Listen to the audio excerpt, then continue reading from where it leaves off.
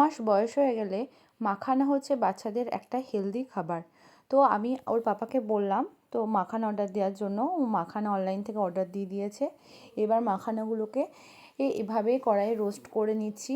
তারপরে হাতে ভেঙে দেখবো মাখানাগুলো হয়েছে কি না। এই যে হয়েছে, তারপরে একটা মিক্সি গ্রাইন্ডার নিয়ে ওখানে মাখানাগুলো গ্রাইন্ড করে নেব। আমি বাড়ির মিক্সার ইউজ করব না বলে বাচ্চাদের জন্য একটা মিক্সার গ্রাইন্ডার কিনেছি ছোটো।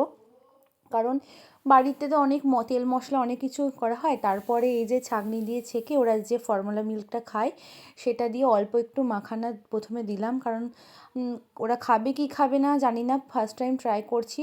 আর কোনো কিছু খাওয়ানোর আগে আমি আমার বাচ্চাদের খাবার আমি খেতে টেস্টি কিনা, নাহলে বাচ্চারা তো খেতে চাইবে না। এরপরে আমি আমার বড় বাচ্চাটাকে খাওয়ালাম, ও খেতে ভালোই লাগলো বেশ, মনে হয় নাহলে খেত না। খেয়ে নিয়েছে অনেকটা। তারপরে এবার আমি আমার ছোটো বাচ্চাকে খাওয়াবো, ওরও ভালো লাগলো। তাই মাদের বলছি, যেসব বাচ্চাদের 6 মাস পূর্ণ হয়ে গেছে তাদের হেলদি খাবারের জন্য মাখানাটা রাখতে পারো।